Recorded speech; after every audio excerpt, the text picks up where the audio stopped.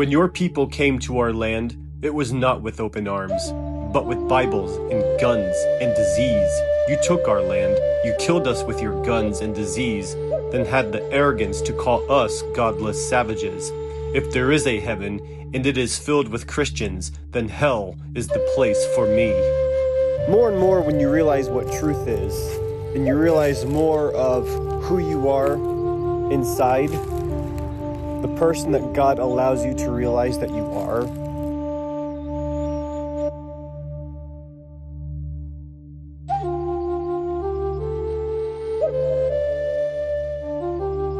God created a diversity of people. They came with their Bible and religion, stole our land, crushed our spirit, and now tell us we should be thankful to the Lord for being saved.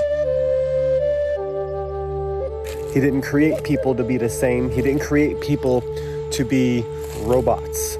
I am tired of talk that comes to nothing. It makes my heart sick when I remember all the good words and all the broken promises. There has been too much talking by men who had no right to talk. It does not require many words to speak the truth.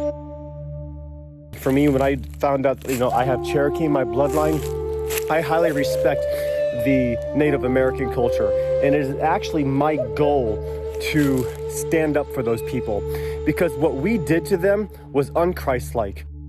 You call others illegal while standing on land your ancestors took without permission. History remembers. America is built upon stolen land by people who were stolen from their land. America was built by immigrants, but on stolen native land and through conquest. It took the Southwest from Mexico, and now it tells migrants to go back?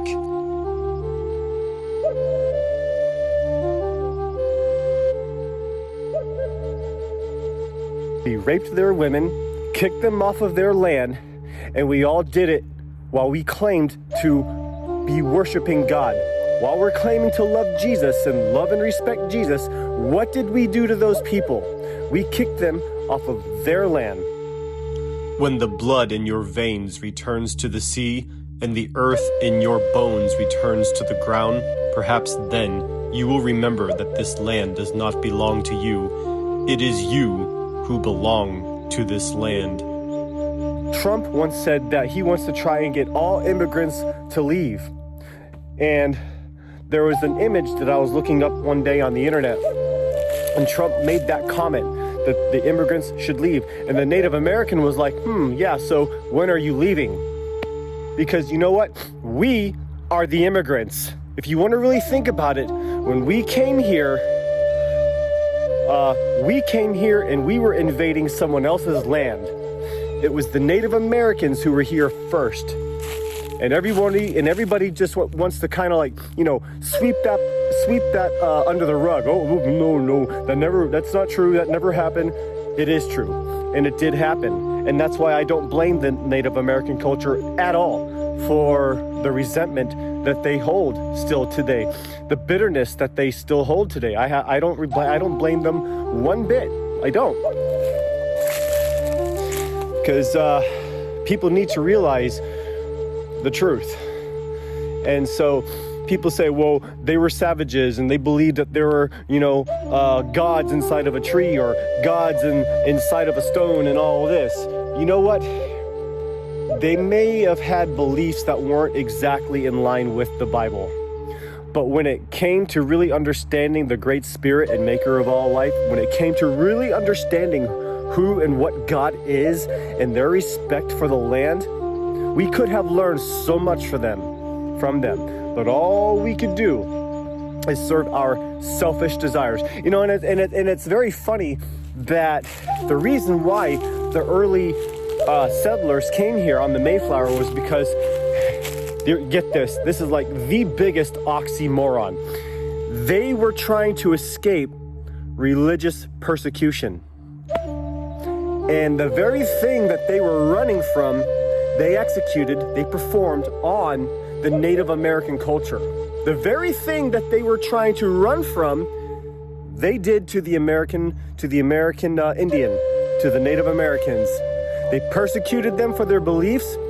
When the Native Americans were like, nope, we're going to stand firm on what we believe. And then what did they do? I mean, they came here on the Mayflower. They were sick, they were dying, they were starving. And the Native Americans nursed them back to health, taught them how to grow, taught them the ways of the land, how to cultivate, and all these things. And the first chance that they got, they betrayed the Native Americans. They went to war with them, killed their children, killed their women, raped their women, and kicked them off of their land. And it's like, this never wants to be talked about. It never wants to be. This is like, I feel the darkest sin that the United States is trying to cover up. And that's why I will no longer cut my hair. And that is why I will stand firmly in what I believe, in my Native American beliefs, while believing in God, the one true God, while believing what the Bible teaches. Because Jesus did not come here to set up a religion. In fact, it was religion that nailed Jesus to the cross. It was religion that taught that you need to give 1/10 of your income every week in order to appease God, in order to make God happy. But when God died on the cross in the New Testament, the Old Testament law was done away with. Jesus said when the widow gave her 2 mites, she gave all that she had, more than anyone else there, because not because it was just 2 mites, but because it was from the heart. Because she gave what she had, and it was from her heart. That's what she really wanted to give to make God happy, not as a requirement. You give what you can, when you can, from the heart, and that is what matters. So there's many things that I'm going to be covering in my upcoming podcast, because I'm tired of corporate worship. I'm tired of it. Jesus did not come to set up corporate worship. He did not come here to set up a religion. He came here to set us free from religious oppression, period. But mark this, there will be terrible times in the last days. People will be lovers of themselves, lovers of money, boastful, proud, abusive, disobedient to their parents, ungrateful, unholy.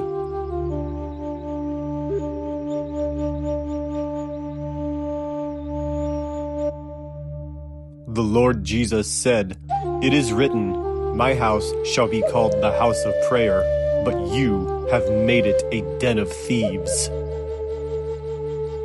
What if I told you we have all seen a sign from this tribe's prophecy already in our lifetime, which means, according to their ancestors, which is passed down orally, we are near the day of purification, and we have all seen this sign. Now, for context, the Hopi tribe was hanging out around here, okay? And they are getting along now with Navajo, but they didn't always, okay? But they had prophecies that they handed down that they must have tapped into, like, the consciousness of the earth or something to figure this out. Or perhaps God told them. But listen, they are also the ones who are believed to have made these cool rock structures there in that region, which is pretty freaking cool. So get this. This is the prophecy. Hold on. Near the day of purification, there will be cobwebs spun back and forth in the sky. Near the day of purification, cobwebs will be spun in the sky. Now, according to furthermore research into their prophecies, they say that this day of purification will bring that the earth will rock back and forth like earthquakes. Ashes might come, what they described as ashes might come flying down from the sky and burn a lot of stuff. Okay. And also, something's going to happen in the ocean. A lot of fish are going to bite it. And something's going to crash from the sky. And when a blue star appears, all of their prophecies will be fulfilled. And it's go time. What does that mean? I don't know. Do I feel like we should have our houses in order? Yes. Am I scaring you? No, I'm not scared. You shouldn't be scared. This shouldn't be fearful. But like, dude, we know we are in times that are rapidly changing and coming to a head.